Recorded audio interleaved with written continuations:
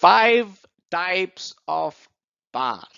Hello and welcome to PMCLounge.com. You are definitely going to find this video interesting, regardless of how your preparation for the PMP exam is going on.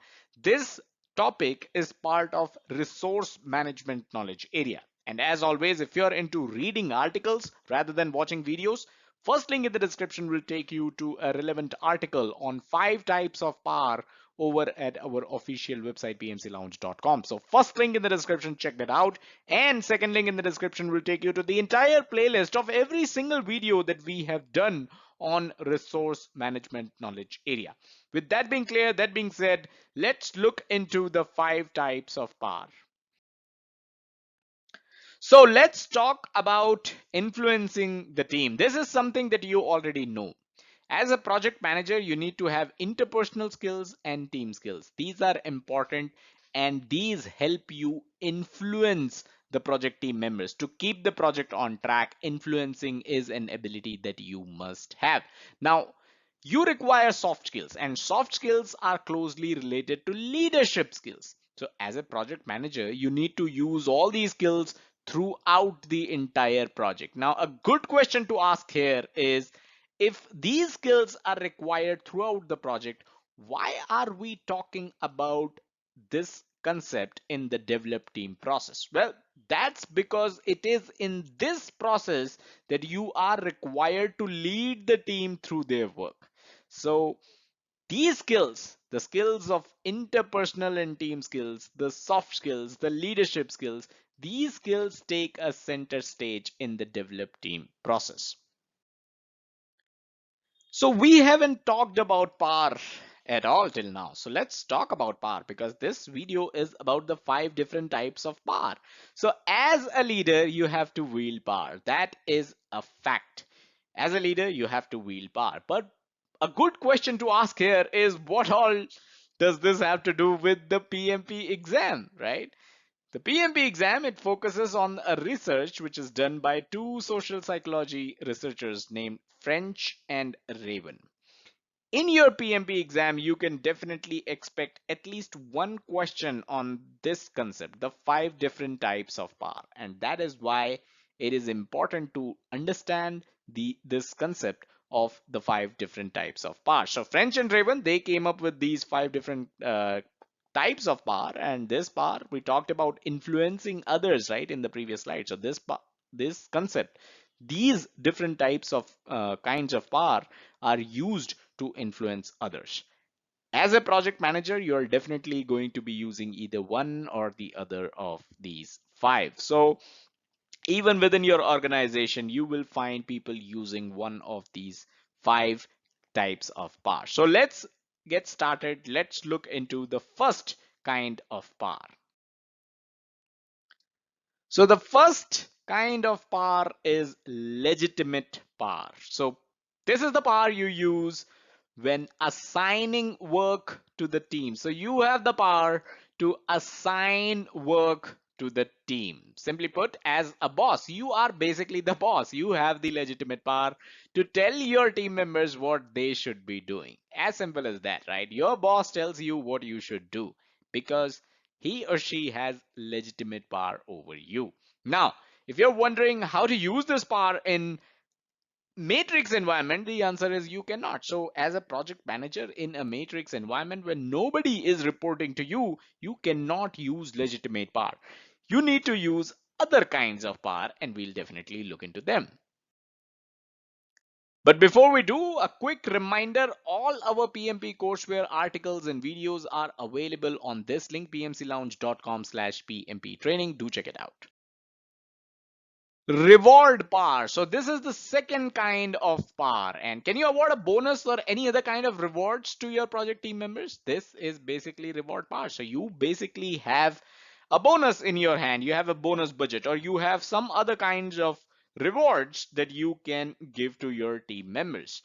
Sounds pretty simple, right? But it is not, and we'll understand why later on in this slide. So this works best when rewards are tied to project goals and priorities, right? So these rewards should be related to the goals of the projects, the priorities of the projects, and nothing else. Now, an important point to note is that reward has to be fair. And this sounds much simpler than it actually is. You cannot select one team member for a reward without giving others a chance at it. So every single one of your team members should feel that they have a chance at getting this reward. It should not be biased at any point in time. Now, there's another point that you should note is that making the entire team compete for a single reward isn't fair either. So the first point was you need to make sure that everyone in the team has a chance at the reward. And the second point is that there should be more than one reward, because if you have just one reward for the entire team, it can actually be a demotivating force. So you can think of something like allotting a $500 reward to all the team members if the quality standards in the specifications are met. So this is a good example of a reward where you are awarding, you're giving a bonus to the entire team if everyone is doing a good job. You're not being biased, you're not, you know, every team member has a chance at the reward. And the second thing is it is not just one reward that everyone is competing for, right? So this is a good example of a reward. Number three is expert power. What is expert power? So you can earn a lot of credibility by the virtue of experience and expertise in a specific domain. If you have been delivering projects in the same domain for the last 25 years. Wow, you have a lot of expertise here, and this is expert power to be precise. So, if you were one of the best software programmers back in the day, your development team is going to take your instructions much more earnestly, because your development team know that you were the best software programmer in the company back in the day. So they, as the software programmers, your development team is definitely going to take your instructions more earnestly. They are definitely going to listen to you whenever you speak to them, because they know you are an expert when it comes to programming. Number four is referent power. So, how many of you recall celebrities selling mobile phones or cars in TV ads? I'm sure all of you must recall at least one such ad where a celebrity was selling a mobile phone or a car or any other product for that matter. So these celebrities, they are by no means experts in the technologies behind these products, right? These celebrities may have absolutely no idea how mobile phones are manufactured or how cars are manufactured for that matter.